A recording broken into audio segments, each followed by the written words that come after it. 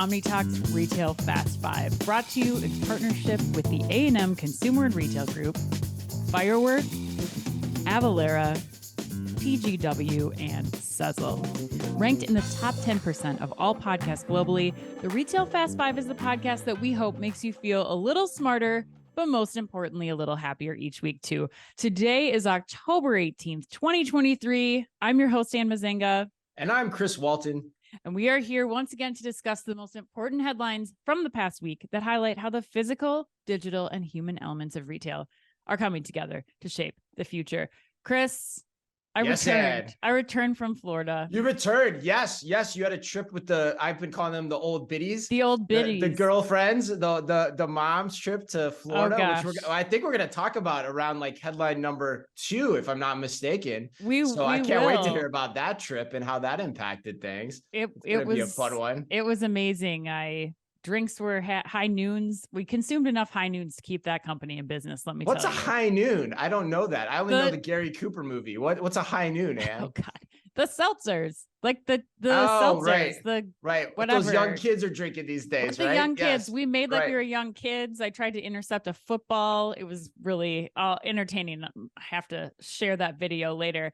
But Chris, where were you? You were at like a family reunion or something? Well, no, I told you beforehand. I said I wanted to share a story from my family reunion, which was last month for my grandfather's 96th birthday, which some of you guys will probably remember. Some of you loyal OmniTalk fans will remember. But I want to give a shout out to my cousin Mike Giudice, his wife Jenny Giudice. She and her daughter Bella, shout out to Bella, listened to our show religiously. And so when I went there, she's like 10 years old. She was like afraid to talk to me because she thought I was like this celebrity. And so it was the cutest thing ever. So I just wanted to give her a shout out and say, Bella, he does not need that. Yeah. Say how much we love you guys. We're thinking about you guys all the time down in Iowa. And so, yeah, it's melted my heart. And I just want to say thank you for that. So yeah, but Ann, in addition to that, we had one of the craziest comments we have ever had in the history of our show. And I don't know why, Ann, but Amazon Palm Pay elicits such a response. Like usually we get the mark of the beast, but this dude that you're going to share with us took it to a whole nother level. Yeah. Whenever we talk about it at conferences, at the airport, without fail, somebody's talking about trackers and butts, and they're worried about Amazon following them for the whole rest of their lives. But this particular individual, Bok Choy. So you can Bok Choy. The YouTube names are great, Ann, too. Yes. Bok Choy. Yes. So Bok Choy, we want to call out your comment on our YouTube excerpt about Palm Pay.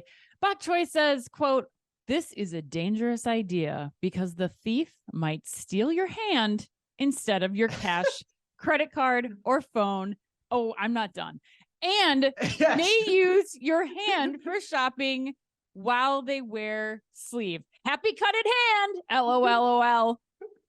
Which is crazy. I just saw like this exact thing happen in Spaceballs this week. I watched the Spaceballs with my kid where they put the hand on the screen, I think, to like get into whatever room they want to get into. And that's basically what this guy is afraid of.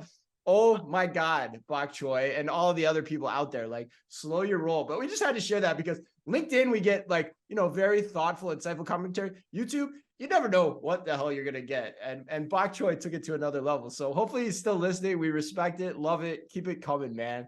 All right, Ash, we do the headlines? Or woman. I guess Bok Choy. Yeah, it could be. Yeah, you're right. Keep it coming, Bok Choy. Yeah. We don't know who you are, but we love your comments. Yes, right.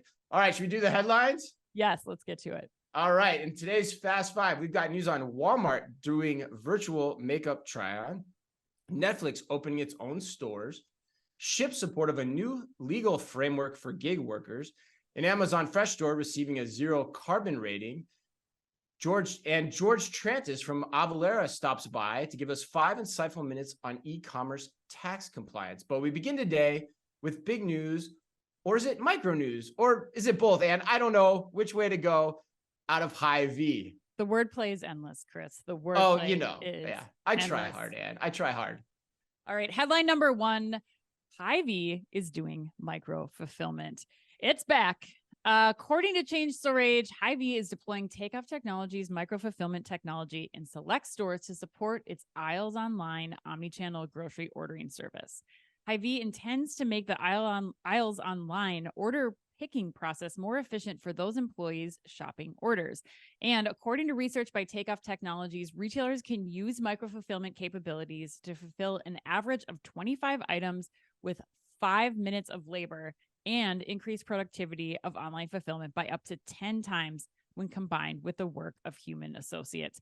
Chris, this is pretty big news. I mean, this has been all over. It's going, it's coming, it's here, it's there. Right. It's people are shifting ideas, but this is a big announcement from Hy-Vee. What are your thoughts?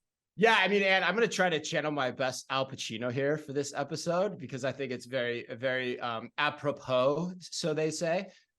And the more I think about micro fulfillment, it pulls me back in because I don't get that. You don't get it. Godfather 3 and Jesus, your movie knowledge is so dire at times. Like we need to do like a crash course in great movie lines in history because that you just got to pick it up. All right. So anyway, let's go back to micro fulfillment here. Yes, back to micro fulfillment. No one cares about my worthless movie knowledge. Let's move on. Well, I do, but anyway. All right. So, Anne, the point I'm making is, the reason I say that is we had companies on our podcast like Dematic just like 2 months ago, end of August, who basically said micro fulfillment was drying up, but yet we still know it's happening overseas in Europe, which I'm getting from our new sponsors, TGW, that, it's still happening very, very well over there. And so then you have a Hy-Vee announcing this with Takeoff. And so the question becomes, what does that mean? To your point. So like, to me, it means the value of figuring out the savings from automation is still on the minds of grocers, and god dang rightly so. Yeah. Because you have to figure out how to do e-commerce more profitably. So it also, the second point I would make, it gives more credence to the argument I made a couple of weeks ago. I don't remember how long ago it was, when Kroger had the announcement of the full stop with Ocado. And I was thinking maybe that they just had the wrong solution, and they were learning that through their partnership with their new merger talks with Albertsons, because Albertsons could be saying like, hey, we got a different way of doing this. It could be just as valuable. Yeah, and through the output, they would have access to seeing what they know that data, right? And so Hy-Vee is now going in this direction too. So it makes me wonder what's going on. And sources I trust in the industry tell me that actually might be what's going on. So as I put that in the market, people are like, yeah, you might be onto something there, Chris. So I think this is big. It shows that maybe it's not slowing down like some have previously thought. And god damn, it's going to be fun to watch. I can't wait, because I think to me, it's a no-brainer to try to figure this out. I don't think coming to a full stop makes a ton of sense. Yeah, I mean, I agree, Chris. I don't think we need to preach to anybody listening. Our listeners have heard Takeoff was a sponsor for the Fast Five. We don't need to preach on the value of micro fulfillment.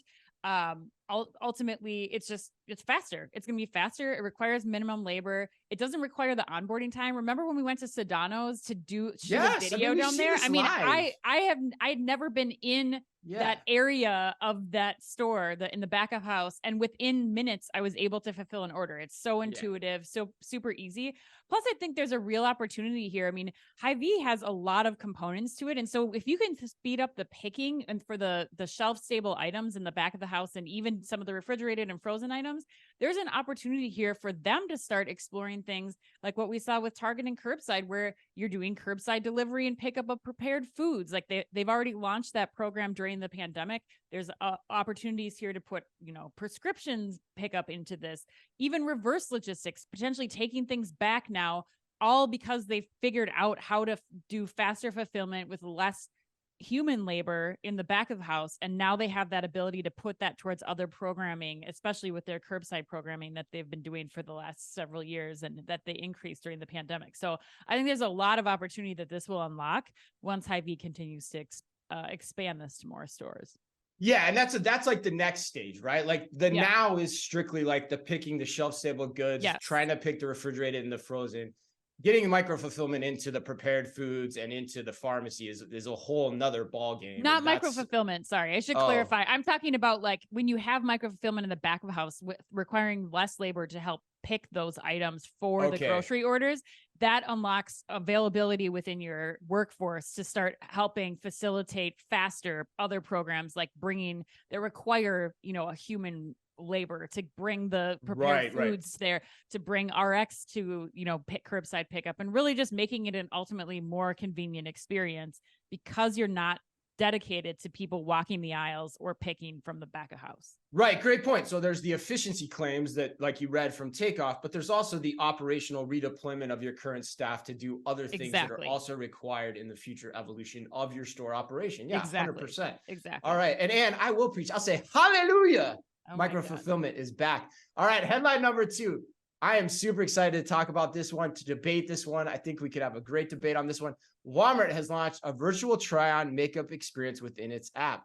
According to Retail Dive, Perfect Corp, an AR and AI beauty and fashion technology provider, announced Wednesday its collaboration with Walmart on the new capability. The new feature is intended to, quote, enhance the Walmart shopping journey, end quote, according to a Perfect Corp press release. Users can try on blush, lip color, eyeshadow, and bronzer via the app, and customers can use the app on over 1,400 products from Walmart's brand assortment, including CoverGirl, Elf, Maybelline, and Revlon. And I tried the app last night, but like I said at the opening, or like you said at the opening, you were just on a girls' trip in Florida with the moms of many teens and preteens. So you are likely much more informed on this topic than I am for many reasons. So what is your take? Are you buying into AR makeup try-on via the Walmart app?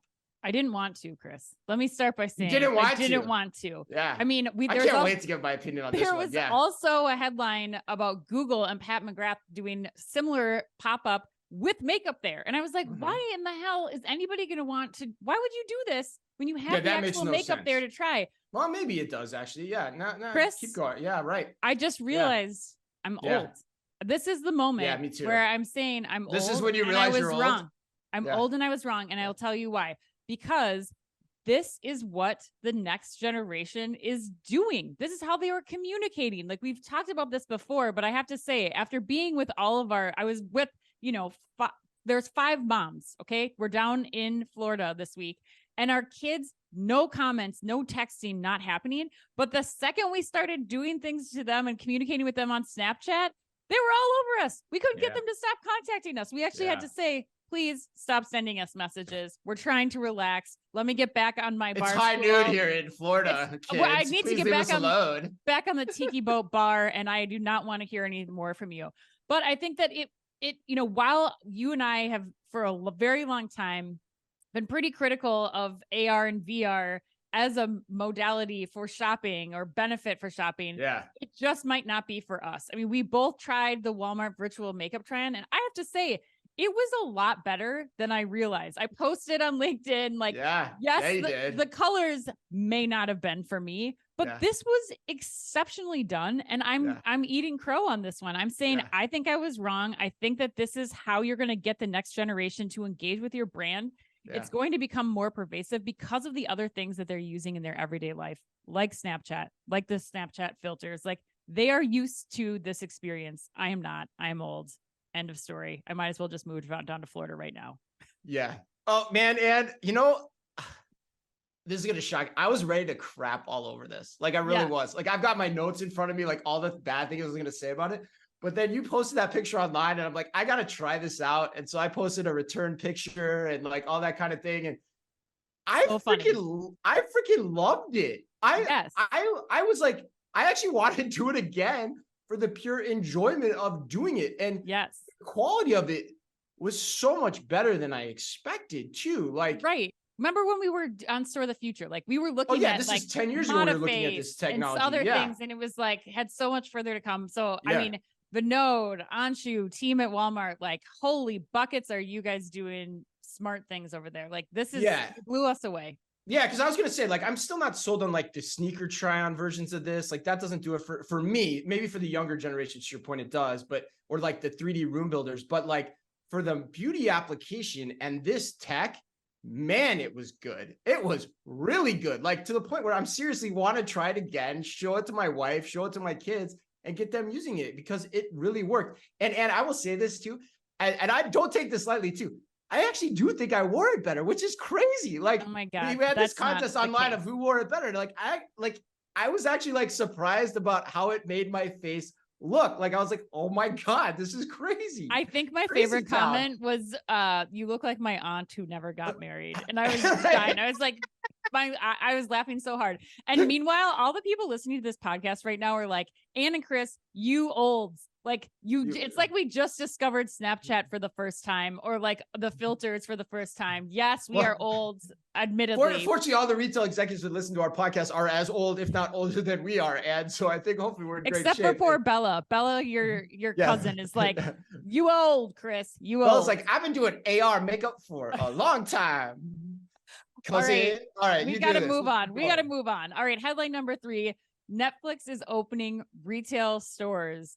Chris, according to Chain Store Age, the streaming giant plans to open physical stores dubbed Netflix House, with the first 2 locations expected to debut in the U.S. in 2025, followed thereafter by global expansion. The stores will sell merchandise based on some of Netflix's most popular shows and also offer curated in-store dining and live events. The restaurant will serve up items from the streaming platform's food-based reality shows with a wide range of options from fast casual to high-end dining. Chris, this is also the A&M put you on the spot question this week. I'm like 3 in a row. At least 3 in a row. I think maybe so. more. They're after you. They've been hitting me up. All right. Okay. Well, Chris, A&M says, the irony is not lost on us for Netflix to be opening physical retail stores, especially as Best Buy announces they are taking DVDs out of stores. However, what do you think Netflix's goal of these physical store experiences is, and do they need to be profit generators to be successful? Chris, this is where your movie knowledge comes into play and is very important for the podcast, not other random stuff that you mentioned that nobody. Not the 25 years of steeped insight I've gained from retail. No. But yes, my arcane movie knowledge. Yeah, and a great point by A&M too. Like the irony of this week is not lost in the Best Buy announcement, coinciding with this announcement too. To answer that question, I think yes. If you're going to do them, they should be a profitable venture, and honestly, I am crossing the Bridgerton on this one, Ann. Like fully crossing the Bridgerton. No, it was great, Ed. Great. And I love the idea. I really do. I think you know why I love it, kids. And I just think it's a reskinning. It's basically the 2023 version of Planet Hollywood. You know, and yeah, it is. I mean, that what's old is new again. It's a theme on our show. It's a 2023 version of it, and people throughout the country will eat this crap up. And by that I mean literally, right? Like if there's Stranger Things there and there's a menu devoted to it, people will get all geeked up about that and they'll go. So, and the other thing I'd point out too is Netflix has done what I would say is a far better than average job of testing this concept out. So in 2021, this is all according to Chain Store Age. According to 2021, they launched their own online store. So they're seeing how much demand they can get online from these products. In 2022, they announced they opened over 2,400 Netflix hubs within Walmart stores. So they're getting a sense of what selling this product in stores could mean for them. And then they've had 40 pop-up experiences across 20 cities over the last few years. And then also in July, they opened up their first pop-up restaurant in the La Brea neighborhood of Los Angeles, an experience called Netflix Bites, which according to Chain Store Age was a temporary venue that offered fare from several well-known chefs from shows that I know you love, Ann, like Chef's Table and Iron Chef, Quest for an Iron Legend. What a great name. So it seems smart to me. It hits the market. I think that's out there given past concepts we've seen like Planet Hollywood, like Hard Rock Cafe, and it's been testing it smartly in iterations along the way. So, and my last thing I would say on this, give me some Demogorgon on a plate, and I want to try it. I want to see what that tastes like. I love this idea. I wonder what Demogorgon would taste like. I know, it's kind of crazy. So gross. Like it probably tastes like chicken, right? Ugh, God. Ugh, so disgusting. Okay. I don't know that I would compare it to Planet Hollywood because that to me seems like doomed for failure. Really? Those have been around for like 20 years. I don't know if they're still not around anymore. They were around for a long time. Hard Rock's still around. Fair enough. But I think the first thing that you have to ask yourself, and I think A&M smartly asked this question, is how scalable this idea is. Like pop-ups are one thing, but when you start talking about chains of these experiences all over the globe, I think that's a different scenario. also, the programs and popularity changes by region so quickly. So it's a big effort. I mean, this to me arguably is as strong an effort as the Netflix program, or like just the content arm of Netflix itself. Like, this is really taking on an entirely new business model. But I think, to your point, they've done some solid pressure testing. And if they can, figure out a way to make this scalable, I think it's brilliant. The model that I actually compared this to would be something more along the lines of like Spirit Halloween. Like, they figured out how to go into these places, do short-term leases, and in one, 60-day period, they're making $650 million in revenue. And I think that if you look at that model and figuring out how to make that work across the country for short periods of time, because these shows it's not something like a Hard Rock or a Planet Hollywood where you can just set it and forget it. It's got to be content that's changing, that's up to the moment based on the shows that are, hitting the top priority. And that stuff happens quickly. So I think the speed at which they're going to have to move to iterate on this has got to be quick, and they have to have a solid foundation set as far as the strategy is concerned for how they're going to make this pop-up kind of experience scalable.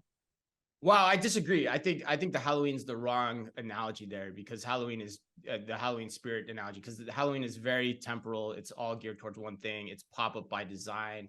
If you're going to get into food and memorabilia showcasing, I think the model of like the Planet Hollywood experience seems to be what they're going for here. I think there's elements to trying to pull off the pop-up idea that make this tougher. And inside that standing evergreen experience, you can also still change out the content as well towards the different shows and get the memorabilia from the different shows in there, and then change out the culinary experiences too. But trying to get in the culinary side of pop-up is almost is very challenging for sure. I mean, and not to say that they couldn't do that differently. They're doing it now with pop-ups though, so I think they have to figure out how to most quickly turn this over, because I don't think it's going to be successful if it just turns into a Planet Hollywood, every single Netflix thing all over the store. I think it's going to have to be very thematic, like what we saw them do with the Stranger Things experience, where it's like you're going all in. It turns into like a Barbie situation where it's like, yes, we're dressing up, we're getting ready to go to this place. Like, I think it's going to have to be more specific to theme for it to be successful than just like a Netflix restaurant. But I agree with that. I actually think what they're probably learning from the pop-up experience is that it's not enough time to liquidate the inventory that they're putting into these buildings. And so therefore, yes, they have to have the experiences live for longer in these completely standing locations that exist for longer too. So I think, So it sounds like we're kind of gravitating towards a midpoint here. So net, do you like this idea or not? Like, I'm kind of sure. Yeah, like, I think there's a lot of possibility if they can figure out how to do this right. And I think that time is not on their side. Like, with the frequency of popularity of shows, I think it's going to be a lot harder to pull this off than like the concepts, the chef's table and that kind of thing. Like, that's one thing you could. Yeah, there's restaurants that exist all over because they were on Top Chef or something. The talent was on Top Chef before that, but that's not a Netflix branded thing. I think the content's going to have to change much more quickly than any of those other concepts. Yeah, I don't know. Or this is fascinating to me. Or do you play up the nostalgia side, like like the Hard Rock does too? Like, do you play up the really banger shows, like the Stranger Things, I'm making these up now. The Stranger Things is the one that comes to mind the most easily, but the Bridgerton experience for those that want that, high English society tea, dining thing. Do you lever into that more? That's kind of how my mind would think about this versus trying to change it out more often, because you can keep those things going for, however long they last, and then decide if and when you want to change it out to another piece of content. But all right, well, let's keep going. All right, Ann, I am excited to introduce our next guest. Joining us now for 5 insightful minutes is Avalara's George Trantas. George is the Senior Director of Global Marketplaces, where he oversees the business development operations strategy for Avalara's global online marketplace business. George has extensive experience leading business development strategies in the e-commerce and marketplace industry. George, welcome to OmniTalk. Thank you very much, Chris and Ann. I'm glad to be here. All right. Well, we recently took a look at your report on the 10 common mistakes people make when it comes to e-commerce and tax compliance. So let's start you off with this one, George. Why is e-commerce tax compliance getting so complicated? Well, that's a great one. So, there's over 13,000 jurisdictions in America. And so as you think about that, each one has the ability to make their own tax laws and rules and regulations. And so, there's over 100,000 changes each year. And as each one of those changes goes into effect, as a retailer, how are you supposed to know about that? And that's one of Avalara's, jobs is we have teams of people that are researching tax laws, rules, rates, boundaries, sales tax holidays. And it's a full-time job for, thousands of people at Avalara. And so when I think about retailers spending time worrying about those things and doing that on their own, it's really not their core business. So that's why outsourcing tax rules and rates to Avalara is really an easy solution. Well, we won't have you go through all 10 mistakes. For that, OmniTech listeners can read the full report, which will be available in our podcast description. But George, what are some of the biggest mistakes that stand out year after year? Yeah, I think the most common ones we see are, failing to account for new product launches or new products and services. And so in e-commerce and marketplaces, the goal is, what are people on your site for? And then what can you add to that to help them grow and expand your sales? And so when you go from selling shoes and clothing to selling electronics or maybe food, there are whole sets of regulations that come into place that you may not have thought of originally. And are you collecting the right tax? Are there disposal fees? Or are there maybe potentially no tax on some of these products? So understanding the products and services you have today and the differences really make a huge change. So we always tell people, before you add products, come to us 3 to 6 months early. Tell us what you're talking about. We can either recommend a consultant, or we can recommend how to update that in our system by itself. All right, so George, we did want to take a look at a couple of them specifically. So like one that caught my eye, for example, was not keeping track of the costs of associated with online marketplaces. So how can people avoid making this mistake particularly? Yeah, it's a great one. So I think as you think about marketplaces, there's two sides of a marketplace. There's selling on marketplaces and then running your own marketplace. We've seen, the likes of Macy's, Shein, they've all started launching their own marketplaces. But they probably are maybe selling on marketplaces as well. So, keeping track of where your sales happen, the challenges of that are in itself complicated because they typically go back into one reporting system. But understanding where the sales happen, the channel they're happening on, is it retail? Is it marketplace? Is it your own marketplace? So you're just collecting a fee on that sale and making sure you understand the laws that are associated with that. So we saw a bunch of changes, obviously, with Wayfair versus South Dakota. And then on top of that, there was marketplace facilitator law. So basically every state in the United States now has a marketplace facilitation law.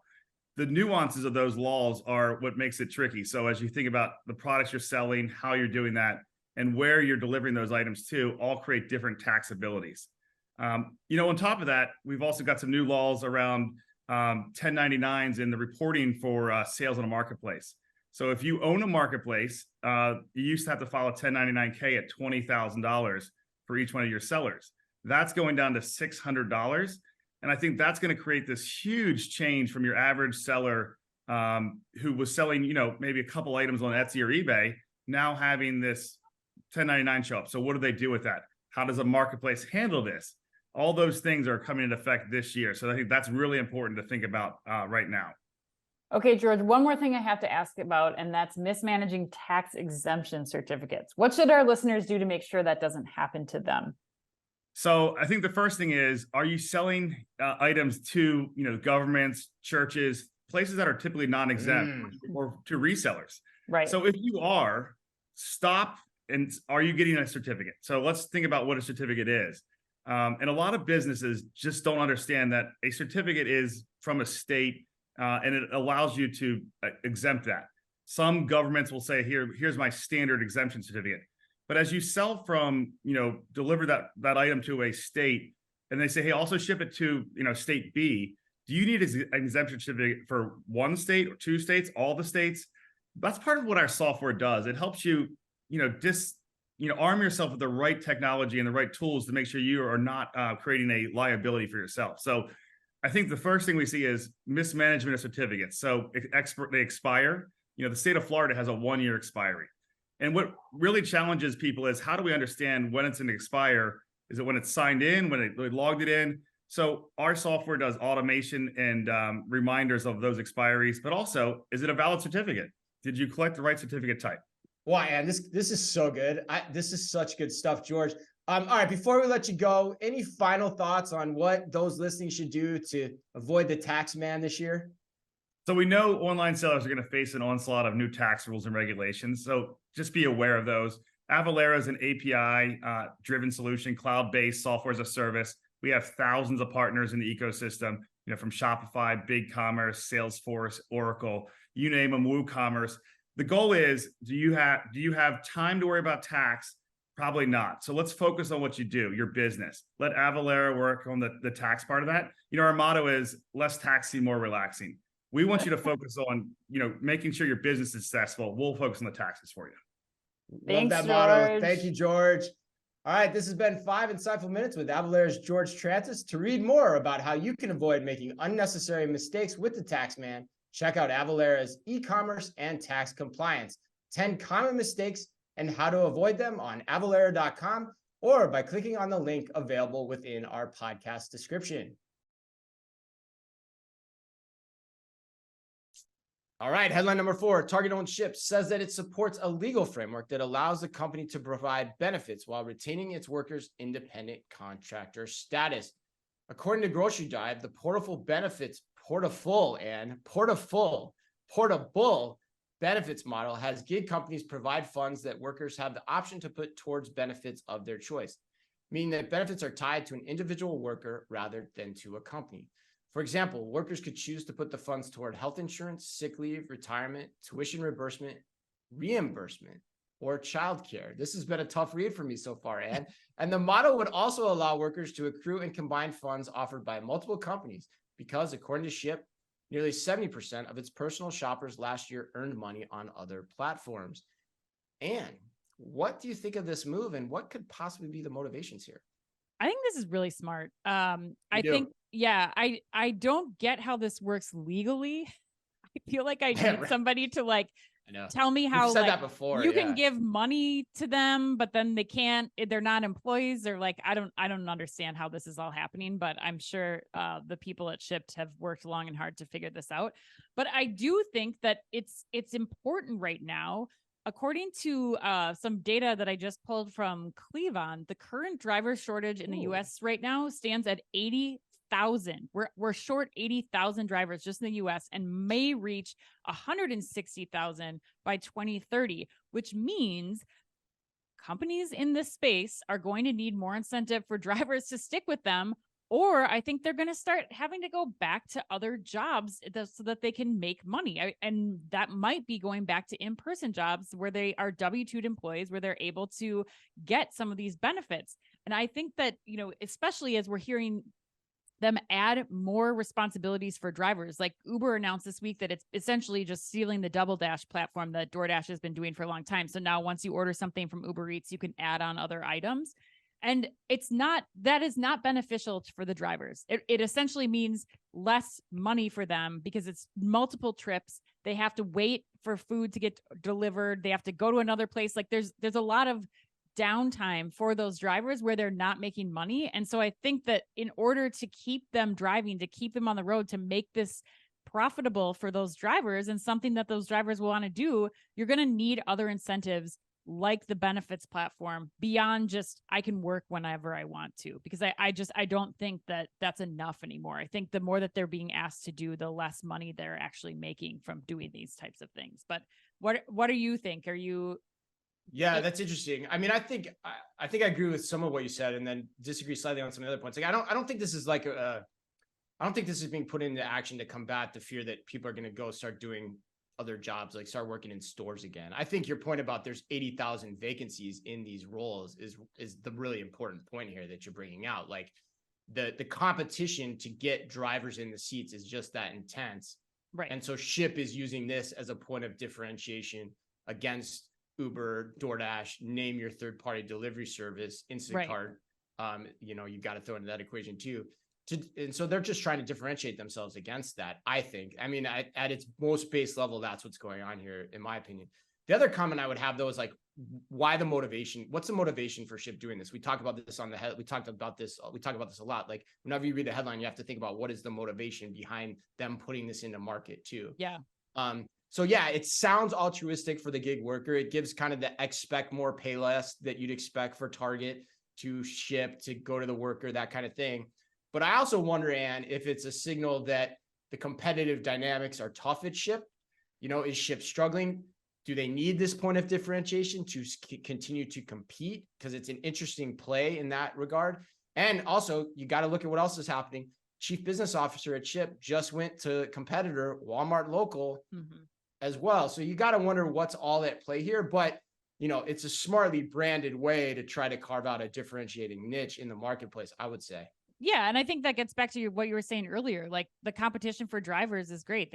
We said in the headline from Grocery Dive that, you know, this is the differentiator. They are trying to get more drivers. They need more staff, and all of the drivers are working on multiple platforms. It's not just Shipt. So I think whatever Shipt's motivation here is, get people to go to us first to make us their primary, and then, you know, backlog the DoorDashes or the Uber Eats or other platforms for the time being. But, you know, that's only going to last so long, because like it said in the headline, this is going to allow for them to work on multiple platforms, and they're trying to bring more on board. So maybe Shipt is trying to be the kind of the leader of the third-party delivery services to try to bring this in and you know, I don't know, make hopefully to make things better for the gig drivers. But yeah, the other point, if we're just conjecturing here too, is like, remember, Shipt has been very overtly promotional around that we can give you your own Shipt driver that you use over and over again, personal which kind shoppers, of makes it sound like your own Shipt driver that works for Shipt.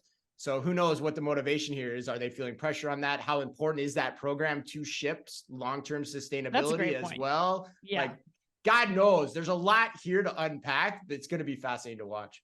All right, let's go to headline number 5, Chris. A Seattle Amazon Fresh location received a zero carbon certification from the International Living Future Institute, or ILFI. Or is it ILFI? I don't know. Which should it be, Ann? ILFI or ILFI? I think ILFI. I think ILFI. Yeah, I think ILFI. That's where I'd go to. Yeah. So the Seattle Amazon Fresh location has become the world's first grocery store and Amazon's first building to receive this certification. According to an Amazon press release, ILFI awarded the certification in September and is currently evaluating 4 additional Amazon locations, which are on track to achieve this validation of their carbon reduction efforts. The 35,000 square foot store opened in 2022 on Aurora Avenue in North Seattle and was built with sustainability in mind. Its many climate-forward features include a natural refrigerant-based refrigeration system, all-electric kitchen and hot water heating systems, electric vehicle charging for customers, and low-carbon concrete floors. The store has saved over 100 tons of CO2e, which is carbon dioxide equivalent, compared to an industry-standard grocery store since it has opened. Whoa. Chris. Yeah, that was a lot, Ed. Nice job, though. You nailed that. Is this story a zero or a hero? Way to put it, Ed. Wow. Oh my God, a zero. I love how hard you laugh at your own jokes. Well, yeah, showing out the sausage she made. I wrote that for Ed and wanted to see if she would read that. All right, so begrudgingly read. Until I tried the AR experience with Walmart's app yesterday, until that, because that's not my favorite headline of the show, but this was my favorite headline until that time. Okay. Because I think it highlights another benefit of a smart store that is running on top of a computer vision platform. We've talked a lot about it in past shows about the operational dynamics of smart stores from an inventory, from a pricing standpoint. Recently, we've been talking about them from the lens of preventing shrink and theft. But the other important angle here as well is that smart store design leads to a more sustainable retail store design as well in the long run. So I'll say this until I'm blue in the face, and every retailer should be looking at a smart store foundation in their store development plans going forward. Amazon is doing it. Schnucks is doing it. We've talked about it. So if you're redesigning your store format prototypes, you need to be doing it not just with the angle of trying to meet new customer segments, like Macy's is probably going to do with Bloomingdale's. I'm guessing there's no probably true smart store at the core of that design or that new format, or even Target's new larger format stores as well. But you need to take a portion of those minimally, if you're going to be devoting the capital, to start experimenting with what this can mean, or you are going to be behind in understanding how it works. You got to ask yourself, what can a smart store do for you? Yeah, I don't have much more to add. I think those were all very clear, poignant points that you made. But I think that you said Amazon is doing it, Schnucks is doing it. Noticeably absent from that list are Target and Walmart, who both set goals to have this done by 2025, and that's no time at all. And so while I think Walmart is thinking about it, like from about it, reading it, they're at least contemplating it and trying to do it to some degree. They had that one store in New York for a while, for sure. But I would say they are doing efforts. They're building Target's building sortation centers to cut down on the amount of delivery traffic that they have going out, one-to-one deliveries.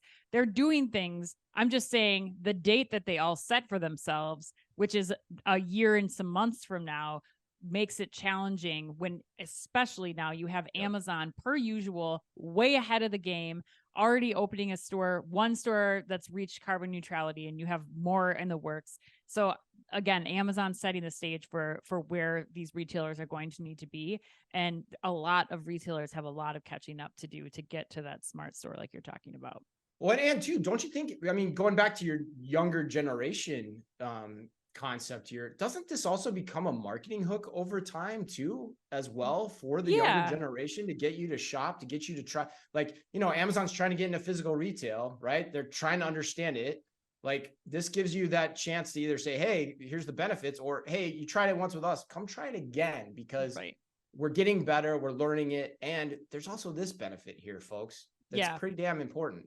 For sure. That and combined with lowest price, like when you're reaching sustainability and you're hitting on price point for that next generation. I mean, it's going to be hard to get past Amazon to beat them. So, all right, Chris, it's time for the lightning round. Are you ready? All right, let's do it. Chris, NBA icon Shaquille O'Neal is being named president of Reebok basketball ahead of a category relaunch in early 2025. Additionally, Allen Iverson, has been named vice president of Reebok basketball. Chris, what celebrity would you legitimately hire to work alongside us here at OmniTalk? And it cannot be Minka Kelly. Cannot be Minka Kelly. Okay, no. That's cool. I think you're gonna like my pick on this one, Ann. I'm going Reese Witherspoon, fellow Stanford grad, media powerhouse, fashion icon. Yeah, Reese Witherspoon, 100%. She'd be great. You're giving her a lot of credit. Reese, if you're listening, we've got a contributor spot open for you on OmniTalk whenever you want it. All right, Ann. Too busy being a fake news person on the Apple News show with Jennifer Aniston. No, she's got time. She's got people that can handle it. She's got AI that can write what she wants to say for us. It's fine. She'll figure it out. As long as she brings Ryan Philippe with her, that's fine. Dude, that's like 2 relationships ago. What are you talking about? I don't care. Oh, God, Ryan Philippe. Oh, I just listened to the rewatchables with Cruel Intentions, by the way. Fascinating rewatchable for those that listen to Bill Simmons podcast and want to check that out. All right, a town in Indonesia was recently in an uproar over a 300-foot statue of a ghost. Which of these famous ghosts would you most like to haunt you, Ann? Casper, Patrick Swayze in Ghost, or Red Grange, aka the Galloping Ghost? A writing candidate could also be accepted for this answer, Ann. Oh my God. Who's Red Grange, the Galloping Ghost? He's a famous football hero. Yes. Oh God, I have no idea. Like it depends on which Casper. If it's Devon Sawa from the Devon Sawa and Christina Ricci one, he would top the list.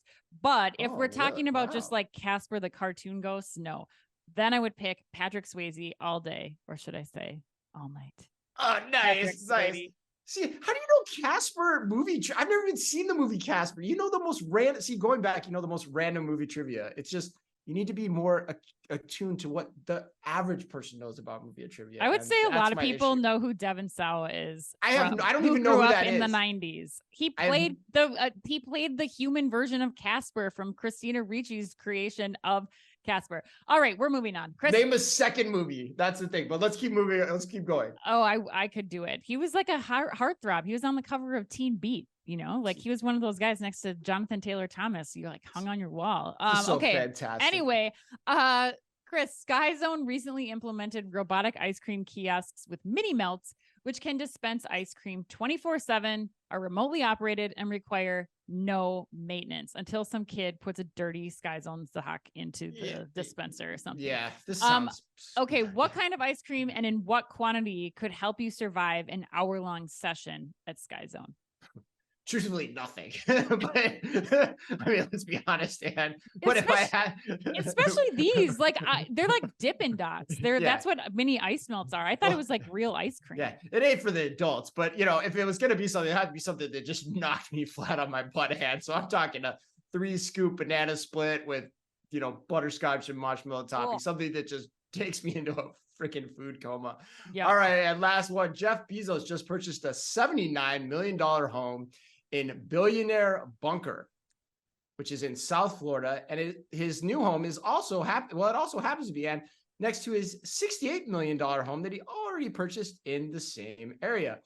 And we are fans of alliteration on this show. If you could live in a hovel anywhere in the world, where would it be? And what would its alliterative name be? Well, San Clemente is one of my favorite places in the world. So I would say the San Clemente Sanctuary. Ooh, the San Clemente Sanctuary. Nicely done. Also, did you see the video? You have to watch the Twitter video or X video of the woman listing, the agent who lists this house.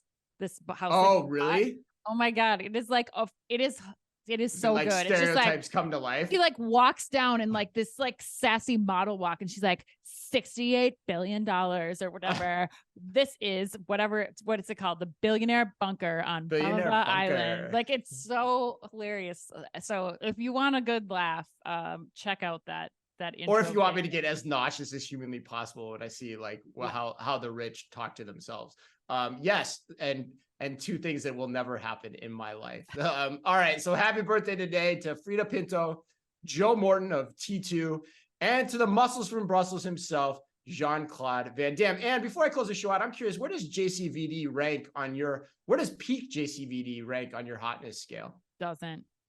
Peak? Like I couldn't name a movie. He had his time, you know, like he's a very polarizing figure. Either people are all in on him or like not in on him. So you're not in on him. Not for me. No thanks. Yeah, I'm not really in on him either. Like I just never got him. But all right. And remember, I think people just like saying his name. It's fun. Jean-Claude Van Damme. Yeah. It is kind of fun. Yeah.